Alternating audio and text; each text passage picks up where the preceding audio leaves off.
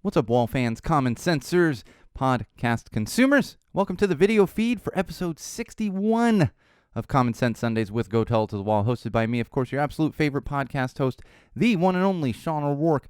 And as we approach Halloween, I'm actually up against it today. I need to get done in here and do some pumpkin carving with my 4-year-old. So that being said, let's get right into episode 61. Who want you three, go tell it to the wall. Tell it to the wall. Go tell it to the wall. Tell it to the wall.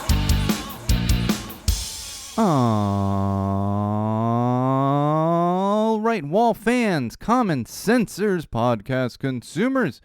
Welcome to episode 61 of Common Sense Sundays with Go Tell It to the Wall, hosted by me, your absolute favorite podcast host, the one and only Sean O'Rourke.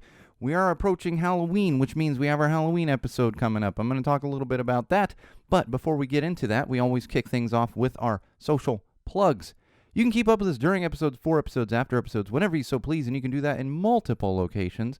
One of those would be facebook.com/go-tell-it-to-the-wall. That's right, facebook.com/go-tell-it-to-the-wall. Also, on YouTube, head over to YouTube, youtube.com/go-tell-it-to-the-wall. That's right, everything, just about everything is /go-tell-it-to-the-wall. That's where you're going to find our YouTube channel. Subscribe, check out all the awesome videos. The video feeds get posted there after the fact, as well as all of our other video playlists, all kinds of great stuff up there. So make sure you're subscribed, hit the bell or whatever the people on YouTube say that you should do. Of course, my own personal Instagram account. That's right, this is my personal Instagram account. It does have some Go Tell It to the Wall, Common Sense Sunday content on there, but you're also going to get pictures of my cute kid shows and stuff like that. So head over there, Instagram, at SoCalSean, SoCalSean, again, at SoCalSean, easy to remember. And most importantly, all-encompassing of those things I just mentioned. In fact, you don't even have to remember those other things. Just remember this. That would be SeanO'RourkeLive.com. That's right. SeanO'RourkeLive.com is going to give you links to all those things I just mentioned, as well as exclusive stuff that you will not find anywhere else except on the website. And of course, you're going to find our Patreon campaign up there. If you're not familiar with Patreon, check it out regardless, even if you hate this podcast and don't want to support us. There's plenty of other people out there that you can be supporting financially and helping them to continue to make great content that you may or may not enjoy. Hopefully stuff you enjoy. I wouldn't recommend supporting becoming a patron, there we go, of a content creator you don't like or an artist you don't like. But, do you. That's just totally up to your discretion. And if you don't want to support us on Patreon, you can support us by picking up some merch. You're going to find the merch website link right there at the top of SeanO'RourkeLive.com. Get yourself a t-shirt, a sweatshirt, a wine glass, whatever kind of funky stuff is up there on the merch site. Decent prices, too. You want some common sense merch, so pick that up right there through the merch website, linked on SeanO'RourkeLive.com. So, weirdly, I had no shows this week. I just mentioned shows. It's been like a gauntlet of shows, concerts, if you will. And I felt a little naked this week with not having anything to go to. That, of course, is going to change very soon once again as it ramps back up and then kind of calms down for the holidays there. Of course, my voice is kind of happy that I didn't have a show this week. Not this kind of show, not an episode of the podcast, a concert. It feels like it's been nonstop, and then it's gonna, like I said, ramp back up again. But my voice is doing a little bit better. And of course, next weekend is Halloween weekend. Halloween is actually on a Sunday this year, which means the annual Go Tell It to the Wall Halloween episode. That's where we do the normal stuff, but it's all Halloween themed, and I'll tend to put on something funky for the episode itself. I highly recommend the video feed for the Halloween episodes.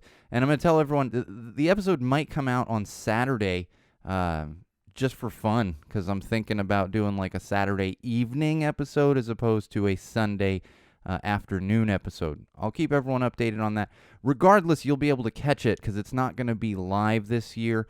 So it really doesn't matter. Just know that if you're looking for it, you might see it pop in, especially if you're a subscriber. You might see it pop up on Saturday as opposed to Sunday. And of course, kind of going off of what's got to be scheduled with my kid, because you got to do family stuff for Halloween, and with Halloween actually falling on the Sunday this year, So we'll see how that goes. I'll keep everyone updated. Just keep in mind that could change. And there's also going to be some schedule changes, just to put that out there. Definitely an episode next weekend. Probably not an episode the weekend after. That's going to be Punk in the Park weekend. I will be down in Orange County for the entire weekend. Talk more about that later in this episode and probably next episode. So keep in mind, and this is kind of the time of year where this happens, and especially travel ramping back up and people being able to travel a little more safely. Got some trips, not for myself, but for my wife. So we're going to have some schedule conflicts. And then, of course, we're going to get hit holiday time, and we do take a holiday break every year. So just keep that in mind. You might be looking for an episode over the next 2 months that isn't there. And this is all really just going to be because of scheduling conflicts and other commitments and stuff like that. So keep that in mind. And it's finally hoodie and flannel weather. I almost was going to wear a hoodie in the studio today. But here in Southern California, I know it's cold in other parts of the country, specifically in the Midwest, already getting their cold weather moving in. We're getting our Southern California cold weather, which means it only gets to the 60s during the day. And people always joke that winter is in the mornings in Southern California. It's true, because we'll be in the 50s in the mornings, and sometimes we hit the 70s in the afternoon, then back down into 50s at night. But we're finally getting our little bit of Southern California fall weather here. I'm excited to be wearing hoodies and flannels, all that great stuff. This is my time of year to shine fashion-wise. I have no fashion sense whatsoever. In fact, if you look in my closet, I'm so excited for hoodie season, and it's 30 black zip-up hoodies. They all have different designs, but they're all black for the most part. It's just so slimming to have black clothing. All black everything. All right, now that we're through that opening, let's get into some digital trends. Let's talk about what is likely the elephant in the room today if you were on social media at all, with a little twist to it that I wanted to point out. Yes, there was an earthquake in California this morning. Yeah, at 7 a.m. in Southern California, specifically. Not real close to where I am, not real far. Did actually feel it, although I think I've mentioned this before on the podcast. I've lived in Southern California so long that I really, for the most part, I've been here since I was a kid. I don't feel earthquakes. Now, I have, over the past, however many years, I've had an added earthquake detector, and that would be my wife, who I swear she's like a dog or a cat. I don't know if you've ever had an animal living in an earthquake area, and this was definitely the case with both the dog and cat that we had up until a few years ago. Sure enough, one of them would go running across the room right as an earthquake was about to hit. And I swear to God, my wife is like that. She'll feel it before it's even being felt. Because I swear, every time, I can hear her tense up, and she'll and we were in bed.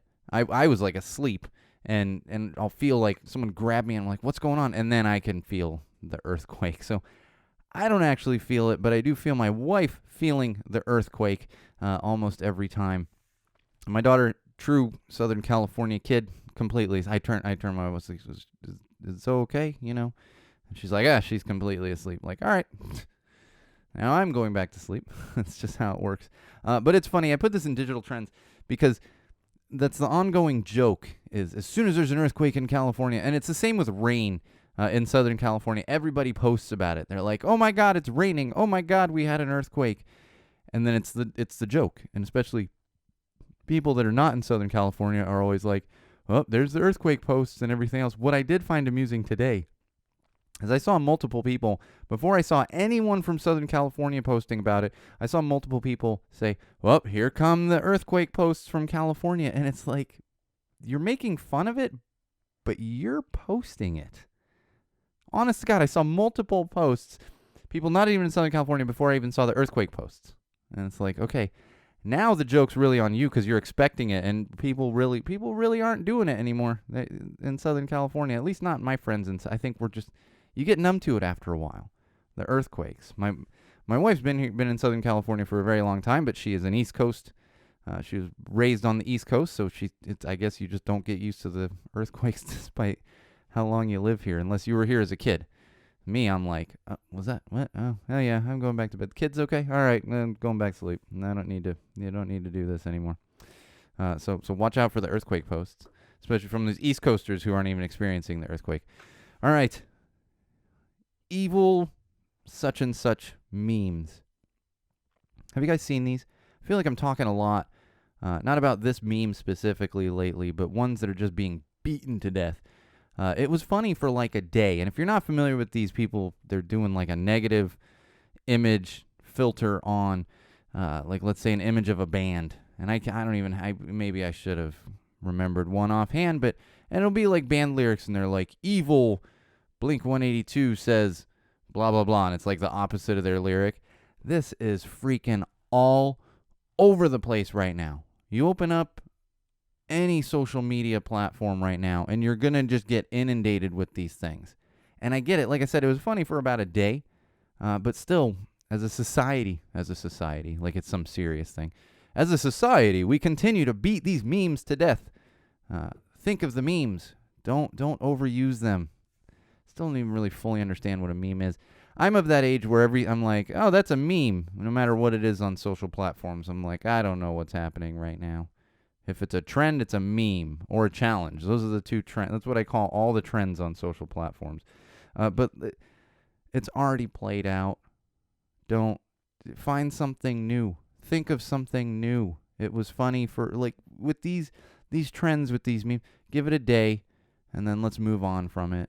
And then give it a couple years, and then it becomes funny. I don't even know, but it's just, I don't want to see the same thing over and over and over and over again. And maybe that's just me. Maybe people like seeing the same thing over and over and over. I don't. No thanks. I'm good. I saw it 15 times in one afternoon. I don't need to see it anymore now. Thanks. But that's what we do with the memes. And not only that one, but the red flag memes. Even companies are getting in on this one. Company Twitter accounts and such, for larger corporations. And if you haven't seen this one, and this is something, I didn't even fully understand this until recently, but it's been a thing. Like red flags, like that's a warning sign. And I see people post like specifically relationship stuff or dating stuff, and they're like, red flags. I was like, what is this red flag stuff? Finally, I understood that just in time for this meme trend where people are posting something and it'll be like, I don't like music, red flag, little pictures, meme, like emoji. That's the word I'm looking for. And it's like, yeah, okay. Again, funny for about an hour, and we get it. Red flags, all this other stuff. And I think we can officially retire things like that when larger corporations are using them. Microsoft tweeted something. I can't even remember what it was with all the red flags, and I'm like, okay. And I follow Microsoft because I use Microsoft hardware and software. So I follow them for information. I don't need jokes from Microsoft. It's not something I'm looking for when I'm going onto the Twitter. I expect jokes from comedians I follow, or maybe a television show, a sitcom or something. Not Microsoft. Just give me information. Tell me something new's coming out. Tell me there's an update, whatever it might be. All those things. Oh man. All right, red flags. It's a red flag that there's 15,000 of these going around online. I will tell you what an actual red flag is, and I'm probably gonna talk a little bit about it. I'm gonna talk a little bit about it later in the episode when we get to common sense. But you've probably seen this just the other day. We had an unfortunate incident on a film set down there in New Mexico. A film starring and being produced by Alec Baldwin. And unfortunately, the director of photography was killed on set. The director was injured on set, all because of and information is coming out, so I shouldn't be quoted on any of this as factual information. This is just what's been trickling out. Seems like a real round, a real bullet was loaded into a gun, which may or may not have been an actual prop gun. But for those of you not familiar, and again, I'm going to get into more of this in common sense, so I'm going to try not to get tangented here. But, you can have, a lot of times they're using real guns on set loaded with blanks. And especially if you're of a certain age, you remember Brandon Lee, son of Bruce Lee, who was killed on the set of The Crow because there was a live bullet in one of the guns during that death scene. Pretty iconic death scene if you're familiar with the film The Crow. If you're not, I highly recommend it. It is a fantastic film. It's just very sad when you realize that Brandon Lee lost his life. But the reason this in particular is in digital trends is the memes with Alec Baldwin I feel like the news broke, and about an hour later, I'm seeing memes about Alec Baldwin killing somebody. And I can't even remember specifically, but there's been multiple different ones out there. And I'm all for dark humor to an extent. This is not the time. And I always joke like, what, too soon? Too soon? Yeah, this is too soon. Probably there will never be a not too soon on this one. Let's remember that someone lost their life. That's the important. It's not funny that somebody lost their life, and especially as you're seeing information come out about this, it's not a good situation. In fact, I'm going to broach that a little more as we get into to common sense here. But if you're sharing these memes, just stop. Go delete them. It's not a joke. It's somebody's life. This director of photography, she had a husband and a son. And a family is now without their wife and mother because of this. It's not something to joke about. And especially not near as sad, but the other, just when you consider Alec Baldwin, I'm sure he didn't intend to kill somebody.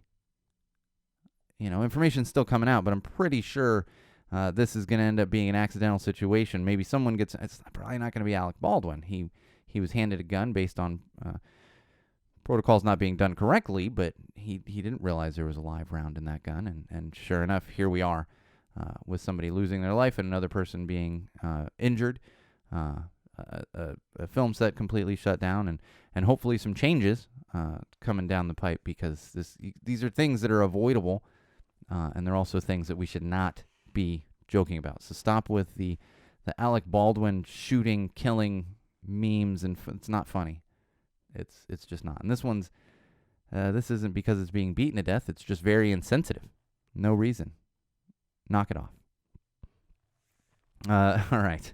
I got a kick out of this one. The Truth social platform. Truth Social, I believe, is what it was called.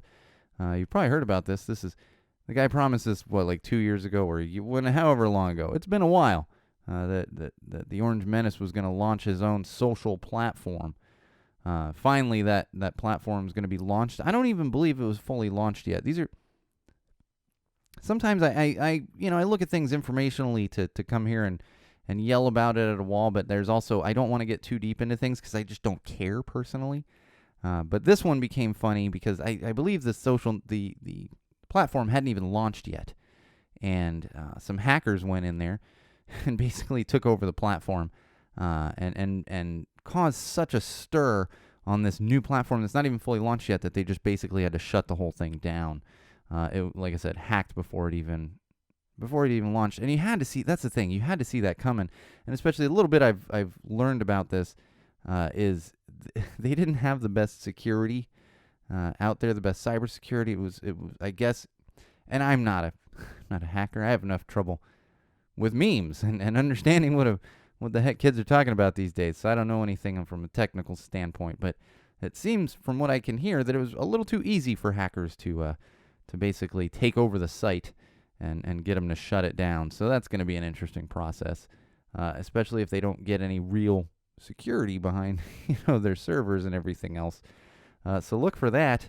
And if you're interested in joining the Trump social platform, it's probably going to launch at some point, but I'm going to go out on a limb and say if you're listening to this podcast, you're probably also that you're not joining the Trump social platform, unless you're just kind of a glutton for punishment and you like to listen to me and get angry at me, which there are a few of those out there because I do get the hate emails.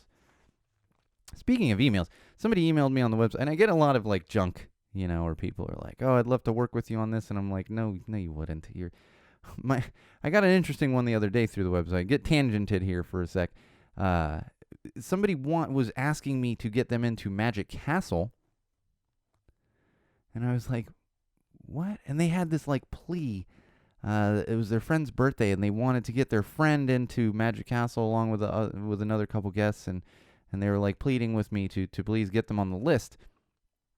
If you're not familiar with Magic Castle, it is a castle here in Hollywood. Where you have to be a member to go to the castle, and it's all magicians. It's called Magic Castle. It's magicians. If you know a member, then they can get you on whatever kind of list to go. I've never been. I know quite a few people that have been. I'm always like, okay, I full respect to magicians. It's just not something I really seek out too much. It's just not. So I haven't been myself. But apparently, something about Sean O'Rourke Live makes it seem as though I'm a magician. I don't know where that came from. Doesn't say anything about magic on the website whatsoever. But somebody, I have to dash their hopes because I'm like, I don't, maybe I would, but I don't even have that capability, sir. And also, why are you just emailing random websites? Make a friend, and something like that. Not just random websites that don't even have anything to do with Magic Castle. All right, but that Trump social platform, maybe find some magicians on there. Although I hope if there's a magician on there, they can make the Orange Menace just disappear somehow. Not talking about like assassination or anything. Just go away. Just sit down there in Florida quietly and live out the rest of your days. That'd be fine with me, I gotta tell you. All right, let's get into some COVID updates.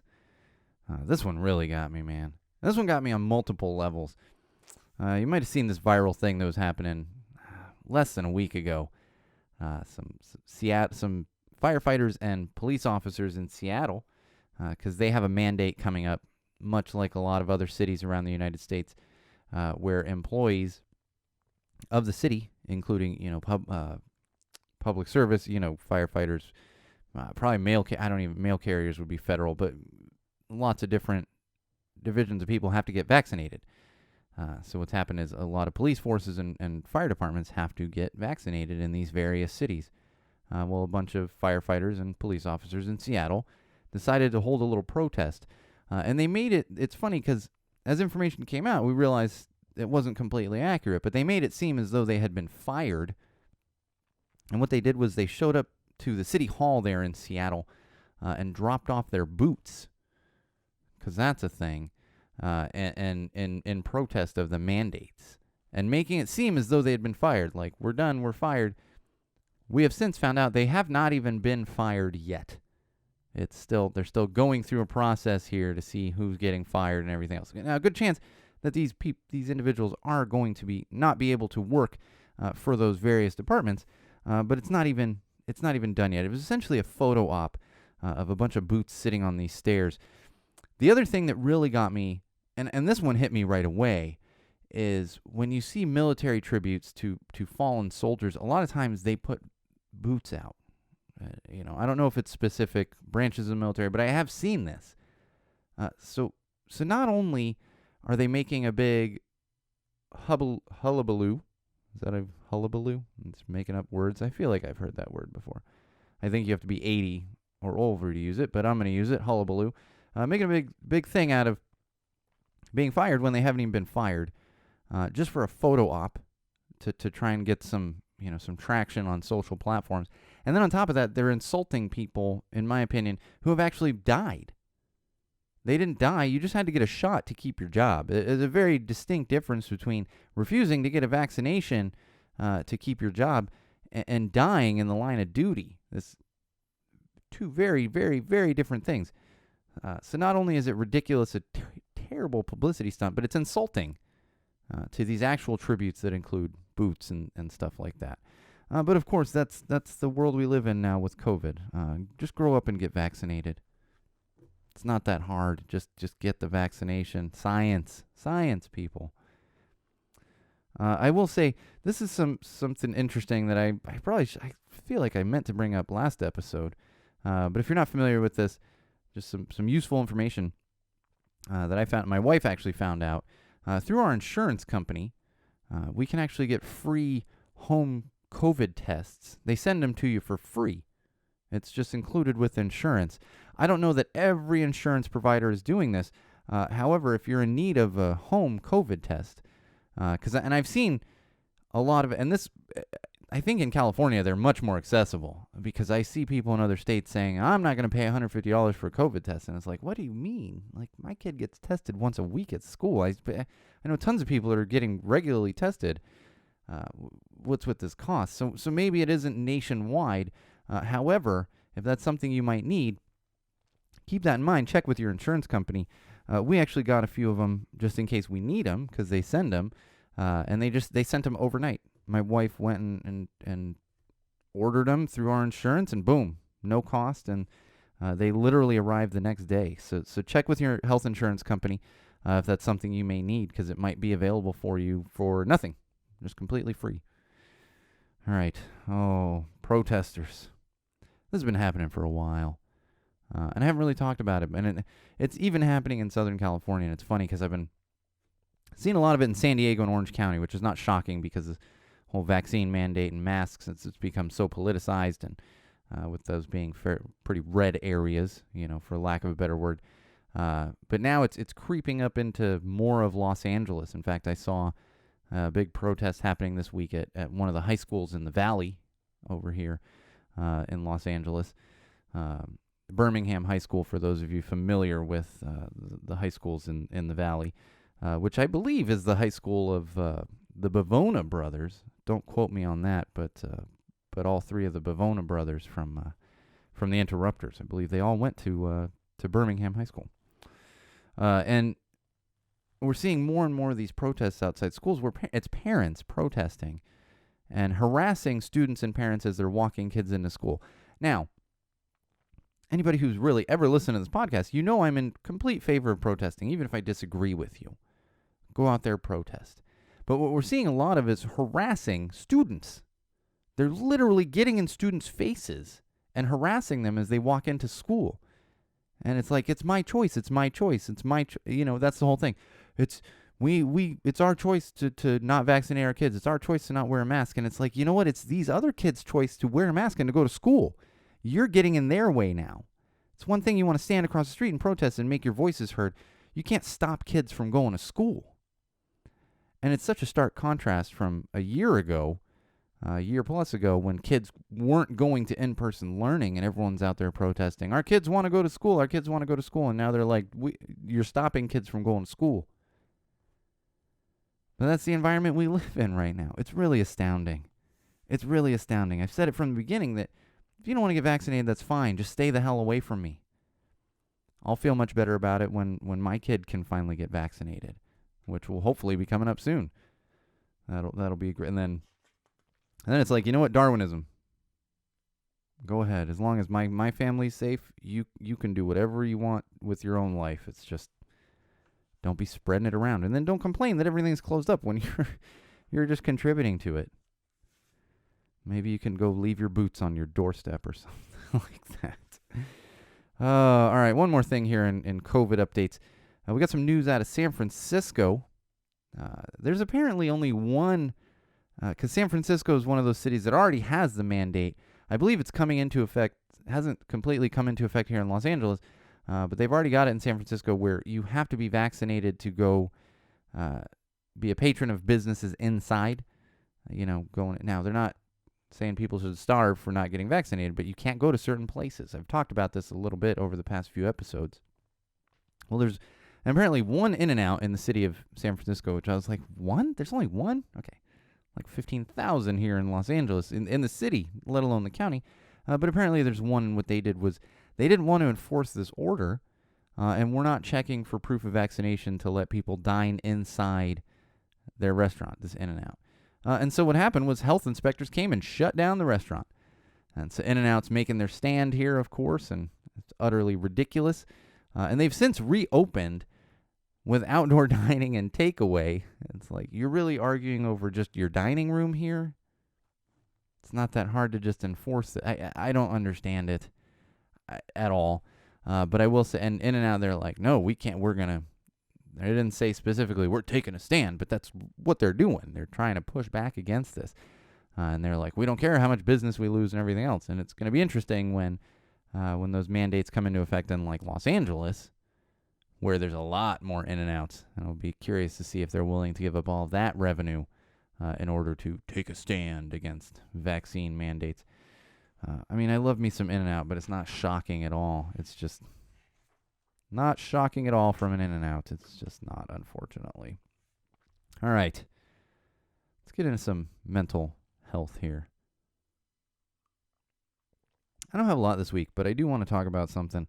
I feel like I talk similarly every year around this time, and that's giving in to pressure from friends and family. You got to remember that it's okay to say no, especially now when it comes to COVID.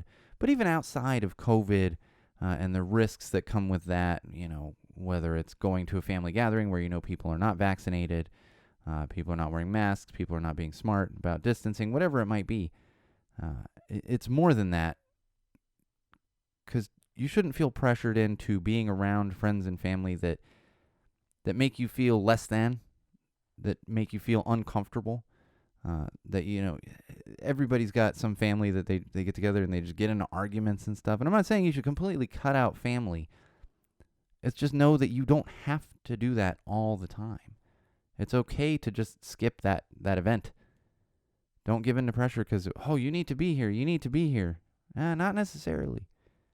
It's not worth your own mental well-being, especially with the holidays coming. Minimize how much you're putting yourself out there based on your own comfort level. That's an important thing to keep in mind. And especially keep that in mind if you have friends and family that don't understand or sympathize at all with whatever your mental state might be in that moment.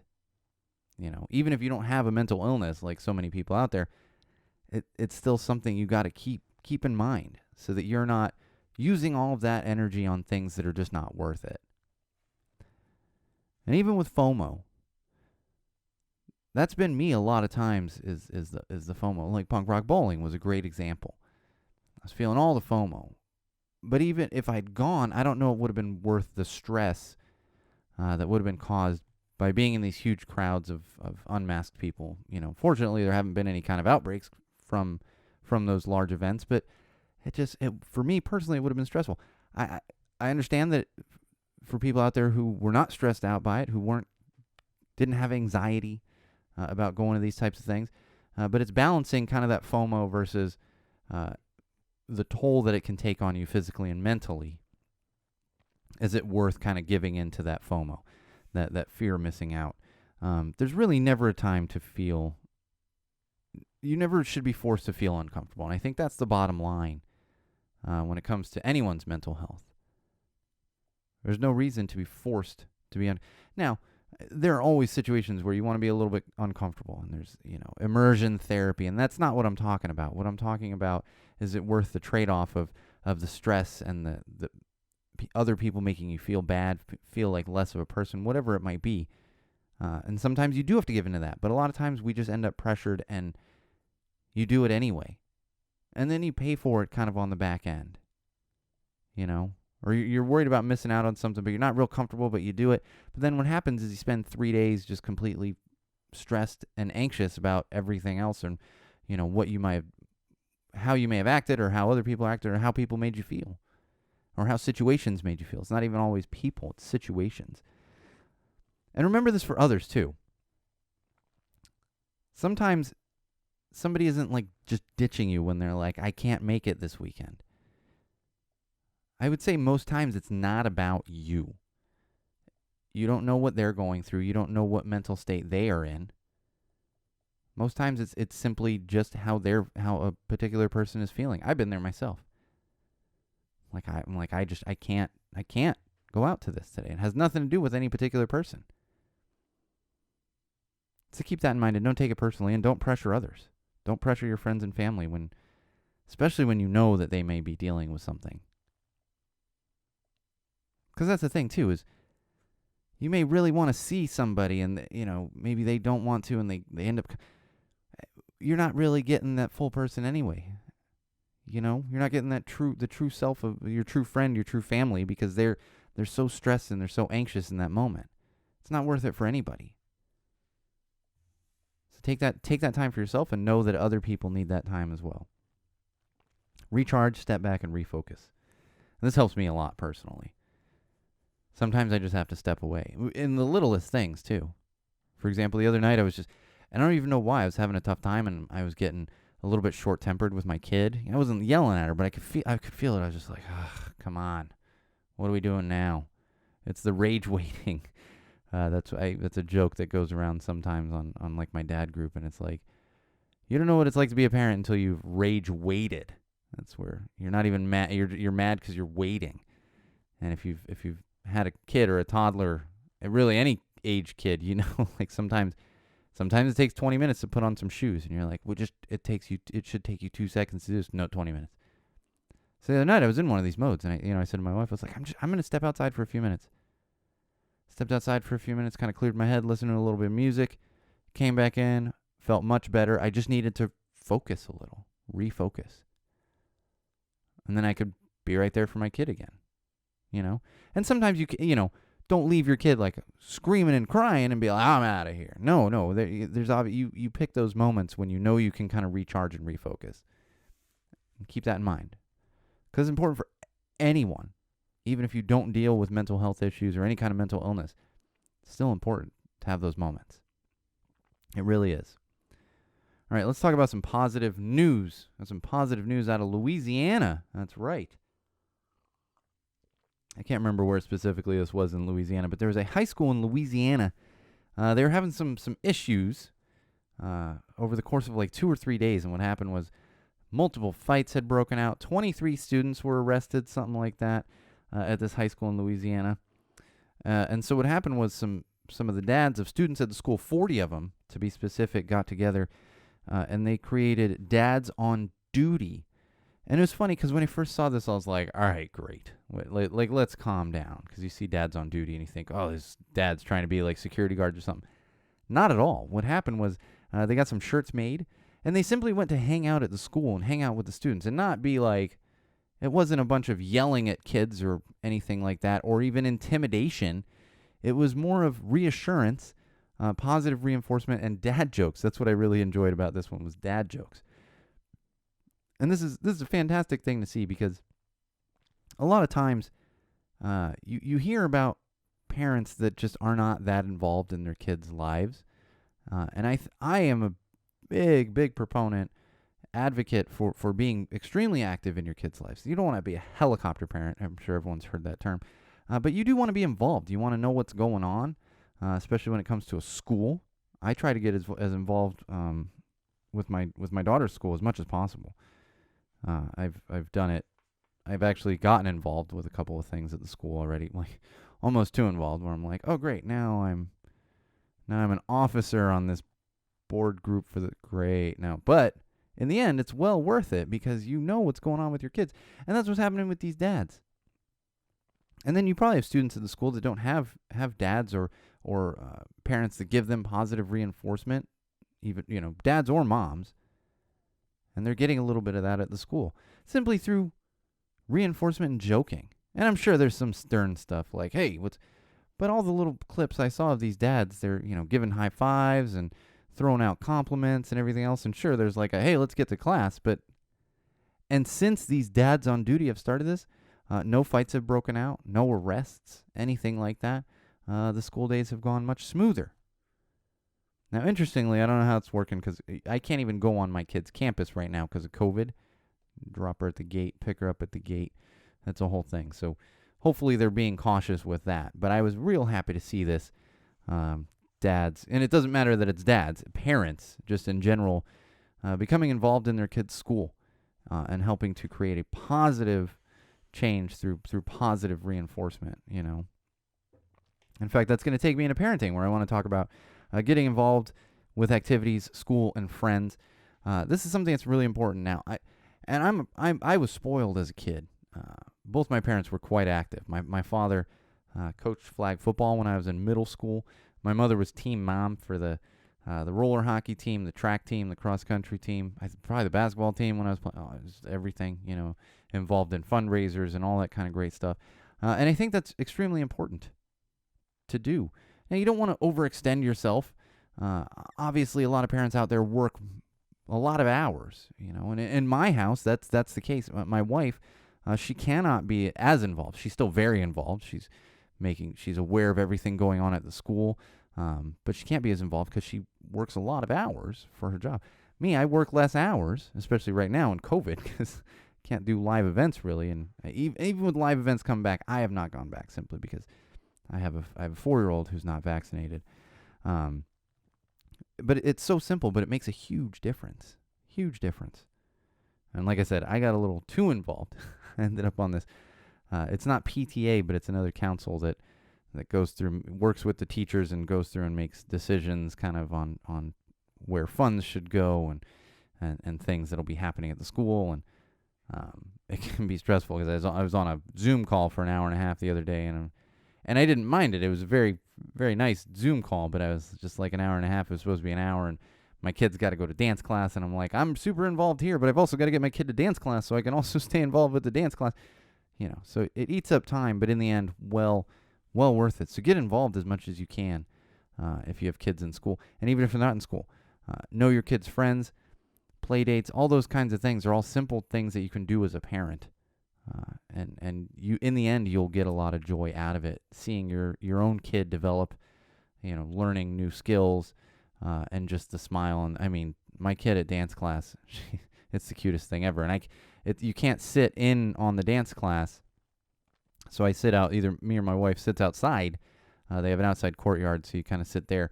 But they set up a Zoom stream, so you can literally watch the kids doing their dance, like in the dance studio. So I had to have my wife go this past Thursday because I'm stuck on this call, and she's like coming in the room. I'm like, I'm still on this call. I can't really get off. I need to be here because it's a serious thing, but I mean, serious as in like I can't just duck out. And so she's like, fine, I'll take her. And then she sends me a Zoom link as soon as she gets there, and I get off the Zoom call, and I'm like, I'm just sitting there watching my kid in dance class. It's fantastic. And seeing the happiness on all those kids' faces, like they're just loving it.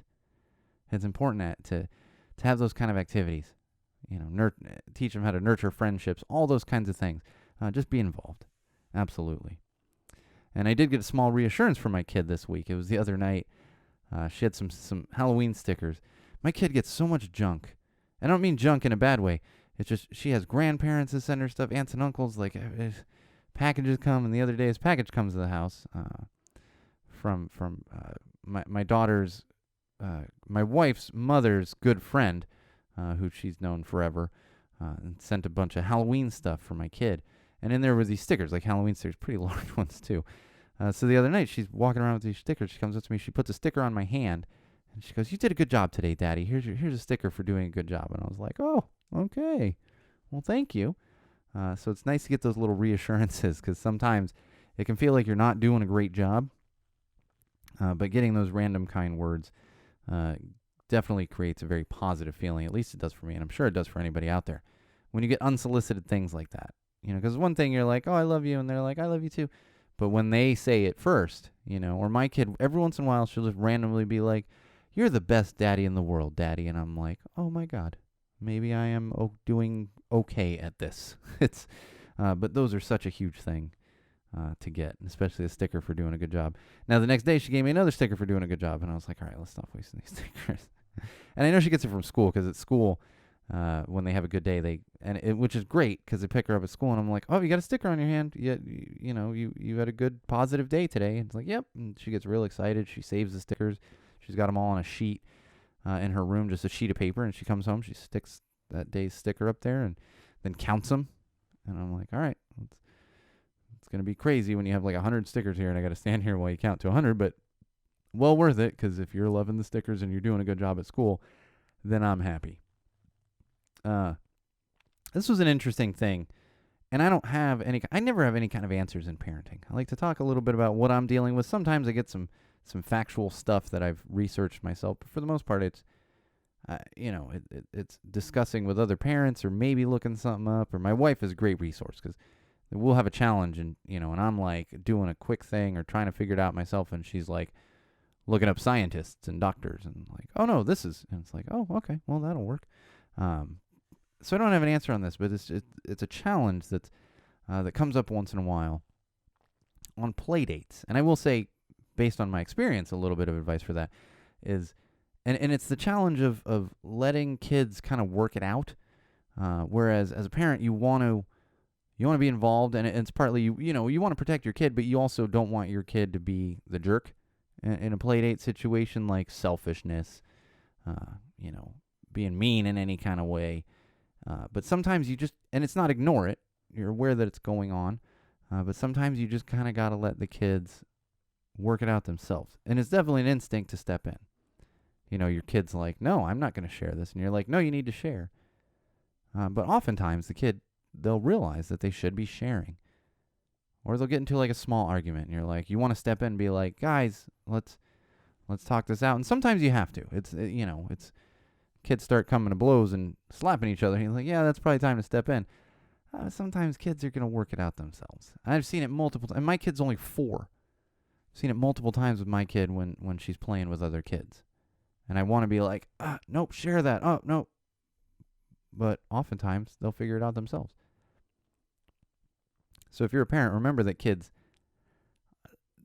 not only is there a good chance they will work it out, but they're learning life skills by interacting and learning compassion kind of on their own. You do your best to teach it to them, but teaching it to them isn't always like stepping in the middle of, small argument or some selfishness. That's what it is. It's usually the selfishness with kids where you're like, you're not sharing that toy.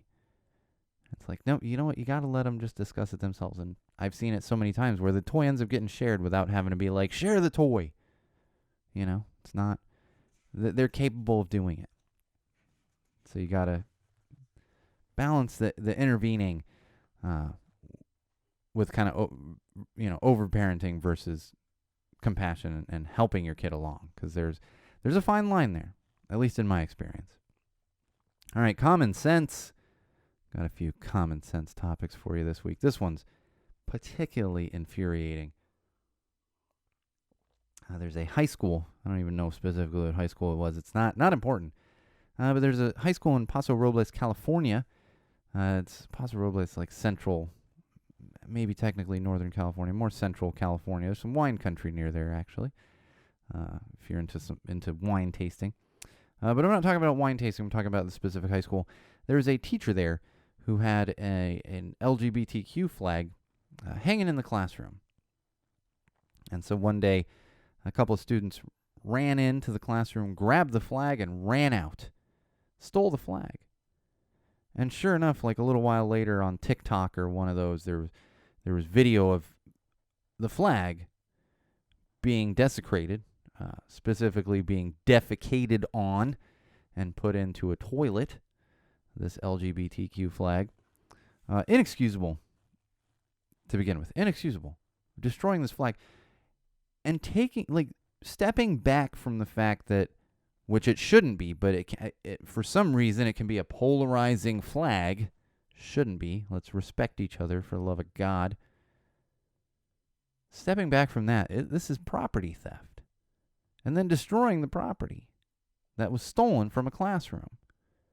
Let alone the fact that it can be considered a hate crime. Okay, well, the school response was not to punish the students that did this at all. No punishment for the students. In fact, what they did was they banned flags at the school in order to deal with this act of hatred and destruction of property. That's what students at this Paso Robles High School are being taught.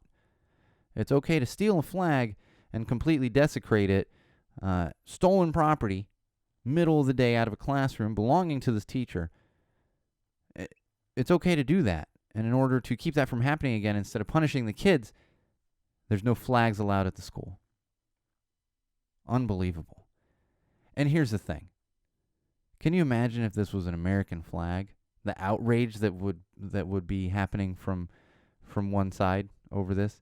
That same side that is completely silent because it was an LGBTQ rainbow flag. Inexcusable. And in fact, if I was a student at that school, I would be carrying an LGBTQ flag with me every single day.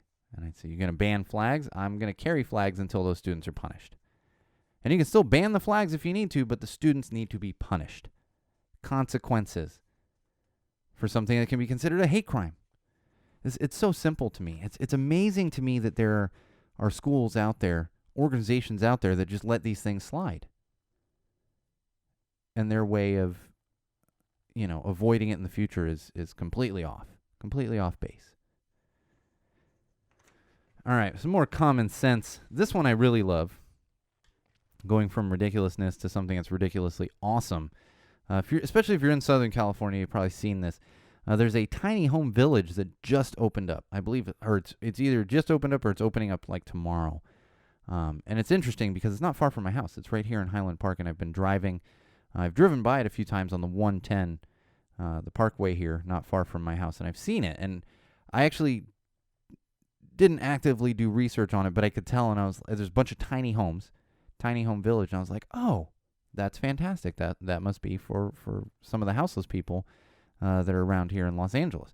And sure enough, I kept forgetting to go look because I would see it and I'd be in the car and I'm like, oh, I'm not gonna. And sure enough, an article came out talking about this tiny home village where they're going to help houseless people transition to other, either home ownership or apartment rentals, also employment assistance, all kinds of great stuff, while also giving them a safe place to live and sleep in the meantime. And this is not a new concept, but on this scale, it is a fairly new concept. I've actually volunteered with Midnight Mission. They do a very similar thing, but they have one building and don't have nearly as much space as this tiny home village is going to have, helping people really get off the streets. And you hear so many people complain about houseless people, or they use the term homeless. Out of respect, I prefer the term houseless. And you hear so much complaint about it, but then nobody offers solutions. They just want to complain about it. They want to kick them out from under a bridge or a parking lot, wherever houseless people are setting up tents, or it's a scourge. They don't want them in their neighborhood, but never offering solutions. So good on you, Los Angeles, for actually offering a solution. I have no problem with it being right in my neighborhood. I don't live right next door to it, but it's quite close to my neighborhood. They're literally offering there's going to be 24/7 security, all kinds of great stuff going on there to help those in need. So to me, this is just complete common sense. And it's great to see the positive impact that this is going to obviously create for houseless people here in the Los Angeles area. So good on you.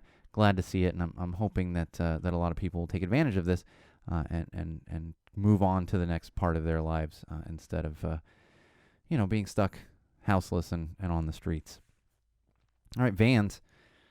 Oh man, this Squid Game. It just continues permeating the pop culture and society. Well, apparently, it is currently difficult to get all white Vans slip-ons because of the trend from Squid Game. And apparently, I guess all the characters in Squid Game in the green jumpsuits, 'cause I've seen pictures, I guess they're all wearing slip-on all white Vans.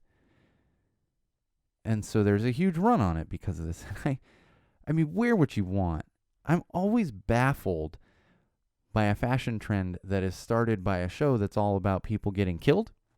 Like, you're trying to emulate the contestants on Squid Game? I don't understand. And on another note, just side note, all white Vans slip-ons are not cool. Like I said, wear what you want, but they kind of suck. I own like 100 and some pairs of Vans, not a single pair of all white slip-ons.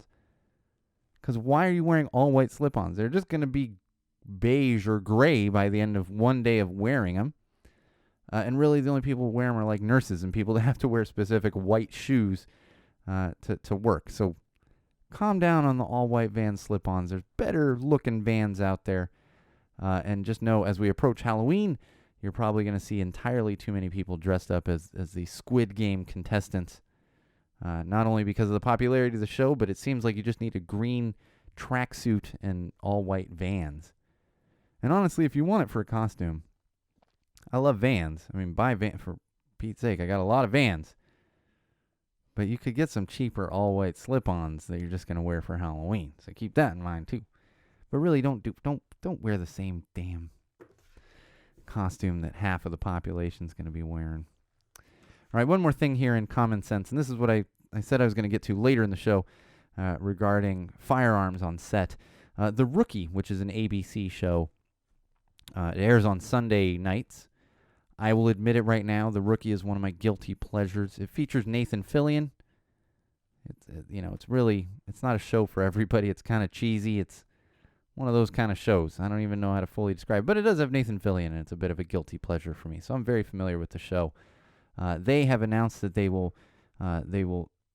banned all live guns on the set of their show, which is really interesting because it's about the LAPD, and this is where it's so over the top. There's like multiple shootouts every every episode, and you're like, I live in Los Angeles. We don't have as many shootouts with police, and like there's one, and it's top of the hour news. It's everybody knows about it. They make it seem like it happens every 5 minutes, and it's like, no, it doesn't. I'm not saying it's totally safe, but it's not happening every 5 minutes. There's a lot of gunfire on that show, quite a bit of gunfire, banning live guns, and this is obviously after the Alec Baldwin incident, which I talked about at the top of the episode, and this should be universal as far as I'm concerned. And the safety protocols need to be looked at. And as we're getting more information from the Alec Baldwin incident, where literally part of the camera crew walked off set like hours before this happened, and the person in charge, the armorer who's in charge of firearms on set, was I don't want to say completely inexperienced, was inexperienced, literally of her own admission, prior to this incident happening. So we know that. We know that this is not the most experienced armorer on this set. And I will say, the protocol's in place, quite serious. But we've also hit a point where you don't need live guns on a set. We have so much special effects and everything else. And even if you are keeping the live guns, just using those safety protocols. Now, full disclosure, I've actually done this. I produced a short while I was in film school. It was actually the first live gun to be shot on campus at my film school. Now, all the hurdles we had to jump through were absolutely astounding. We shot blanks. And again, full disclosure, the gun was pointed directly at somebody, essentially getting their head blown off. Blanks, everything. But the hoops that we had to jump through to do that, we had to have a police officer, we had to have a fire marshal, and we had to have a guns expert who actually handled the gun. Nobody else touched the gun until it was time for the actor to fire the gun, and then the gun went straight back to it. 2 blanks. I probably still have the blank shells around here somewhere. I had them for a while. This was years and years ago. And that's on a student film, let alone a union film, which is what was happening there. So I'm hoping that this will become universal, and they just use more special effects. I'm getting stories of from people that work on set where they used live ammunition for certain things. It's like, wait, what? Why is there even live ammunition anywhere near the prop guns or the live guns or the blanks that are being used to shoot actual scenes? That shouldn't even occur. Why are we doing these things? There's tons of other options to do this, and I'm hoping that it becomes more universal where there's no live guns on any sets. And at the same time, this is something else that came up, which is just now coming to my mind. And a lot of people in other countries are like, the United States is so obsessed with guns that everything has guns in it. It's like, that's so true. Everything's got guns. Huge explosions and all this other stuff. Looking at you, Michael Bay. Do we really need all that? No. And now everything can be done digitally anyway. So stop it with the live ammunition, the live guns, all that kind of stuff. It's just got to be done. And then even if we don't get rid of it, safety protocols. These things exist for a reason. So I'm glad to see The Rookie is moving forward, and hopefully other shows and productions are going to do the same. And like I said, if they don't, it's not something to mess around with. Not something to be cavalier and casual about. It's just not. They're guns. They're guns. I shot a student film with a real gun, blanks, but it was a live gun, a real gun that was capable of shooting real bullets. Can be done better. All right, entertainment news. Oh, yes. And now, as I like to do every week and have recently, the What I'm Listening To. And this week I want to talk about a little band called Half Past Two. They are a ska band out of Orange County. I believe Fullerton specifically, but definitely out of Orange County. I had the privilege of seeing them a few weeks ago at Brew Ska Ska. I believe I mentioned that. But Half Past Two, they've been around since 2007. They've been around for quite a while. A lot of great music they're putting out there. And actually, they have a new album coming out Friday. It is a self-titled album, the Half Past Two album by Half Past Two, coming out on Friday the 29th. I'm looking forward to that album release coming up in less than a week. I'll be, of course, purchasing it and listening to it on repeat, at least for a couple days, because that's what I do when new albums come out from bands that I love. My kid also loves them. We listen to it quite often through like the Google Home here. I'll either put it on because I own a few of their albums, or I'll ask Spotify because my wife has Spotify Premium, and my kid bounces around like crazy, loves dancing to them, requests 2:30 by name, and my wife also has become quite the fan. And I'll tell you, if you are one of those fans of Josie and the Pussycats, they have a cover of the Josie and the Pussycats song. I'm not that familiar with the movie, but whatever that song is, a pretty good song. Like, I'll admit, I'm just not familiar with the movie. It was not a movie that was like on my. I knew what it was at the time, but never actually seen the movie. But my wife pointed that out, and absolutely also loves 2:30. So can't recommend them enough. Check out their back catalog of stuff. On Friday is going to be their first full-length album in quite a few years. They put out some EPs in the meantime. And if you get a chance to catch them live, definitely take advantage of that. In fact, they are going to be playing a record release show here in Southern California on Friday, November 5th at House of Blues Anaheim. I am hoping to be at that show. I'm like 90% going to that show. My problem is if I go to that show, I will literally be in Orange County for concerts 3 days in a row. And I'm staying in Orange County that Saturday night for Punk in the Park, which is going to just be 2 very long days of shows. So I'm still deciding if I can put in and I have no problem with 3 full days of shows. The problem is 2 like all-day shows and then dealing with traffic on a Friday heading down there, knowing I'm going to be gone Saturday night, and then not getting much time with my kids. So I'm like 90% going to be there. So you might catch me there. We'll see. I would love to be there. I wish it was closer, but it's all going to depend on what I got going on at home. But if you have the opportunity, check them out and check out that new album coming out on Friday the 29th. All right, I saved this from last episode. I just want to give a quick shout out to one of my absolute favorite bands. In fact, my favorite album of 2020. You can quote me on that. You can go back to the holiday episode from last year when I put it as my number one album of 2020. That would be the Drowns. Their album was Under Tension. But I did have the opportunity to see them a couple weeks ago down there at Alex's Bar. God, I love Alex's Bar. It's such a good venue, especially for bands like this.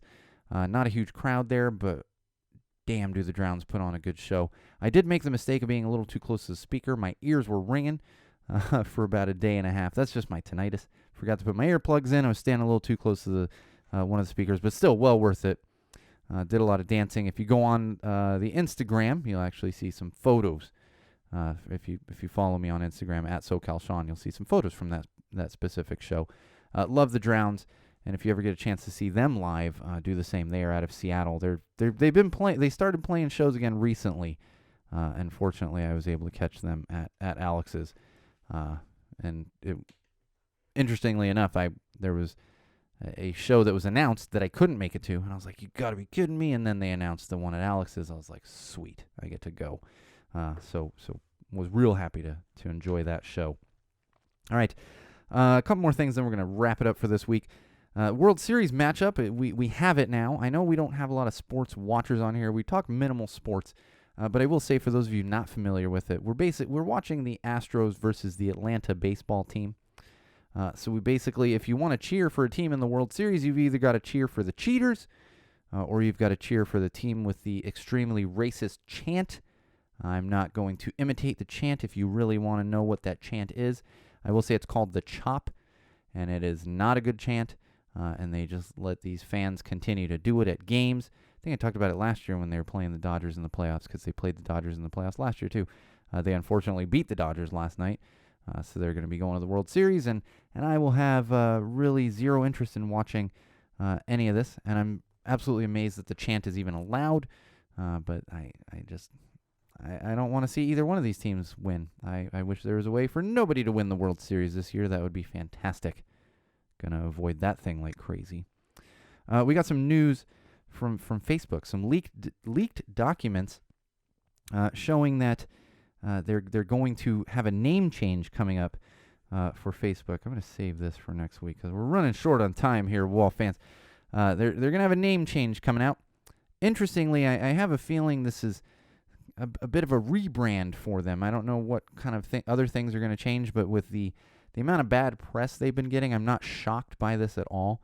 And of course, we've seen this with other social sites. And with the way Facebook buys things up, I'm not surprised because they probably want to put everything under one big umbrella. Google does this. Google's actually owned by a parent company called Alphabet, but then Alphabet owns Google, and then everything's Google this, Google that, Google Photos, Google whatever else, Google Home, all this kind of stuff. You would think I would remember more of the things because we're a Google Home. I got Google stuff all over the house here, Google TV and Android TV and Google speakers and doorbell, and just completely connected. I got nothing to hide. Everybody's just spying on me. So look for that coming down the pipe, a little rebrand for Facebook. Maybe it'll just be called Zuckbook. I doubt it. That guy doesn't seem like the best dude to hang out with, but he doesn't seem so conceited that he's got to name, the platform after himself. Not like the former owner of the Charlotte Bobcats, Bob, whatever his name is. Although I think if my name was Bob and I owned a team, I might call them the Bobcats. Why not? My name just doesn't work for anything. The Sean Cats? No, it doesn't work. But look for that coming down the line. A little rebrand for Facebook because of all the bad press they've been getting. As you know, I understand all the bad press. If you curate your Facebook down to what you enjoy, it's not bad. I enjoy Facebook, but I get on there and I talk about music and bands and that kind of stuff and connect with family. I don't get into these ridiculous arguments on Facebook like a lot of people do. All right. I'm exhausted. I got to go carve some pumpkins with my kid. I'll update you all on that with our Halloween episode that's going to happen next weekend, so look forward to that as well. I am not a great pumpkin carver, very basic. My wife is probably going to carve something very intricate, and my daughter's probably going to paint a pumpkin with 18 coats of acrylic paint. So that'll be a fun cleanup for me later this evening. And on that note of pumpkin carving, that is going to do it for us. Like I said, we will be back next week, same wall place, same wall time. Schedule changes coming up after that, but make sure you don't miss the Halloween special for 2021. All kinds of other great stuff coming down the pipes. Just know that there's going to be some schedule changes and issues and everything in the meantime. And the best way for you to keep up on those updates would be following us on various platforms, one of them being facebook.com/go-tell-it-to-the-wall. Get all kinds of information on there. Also, youtube.com/go-tell-it-to-the-wall. My own personal Instagram account, which is at SoCalSean, SoCalSean. And most importantly would be SeanO'RourkeLive.com. Become a patron. Buy some merch. Get your name on the wall of supporters here that you can't really see in the video, but we get the pictures up now and then. It's just the framing. It's a whole thing. Yeah, yeah. So do all that following and do that good stuff. And until next time, Wall fans, this has been episode 61 of Common Sense Sundays with Go Tell It to the Wall, hosted by me, your absolute favorite podcast host, the one and only Sean O'Rourke. And remember, Wall fans, common sensors, podcast consumers, no matter what you do, no matter who you're with, no matter where you go, and especially no matter why you are doing it, always use common sense.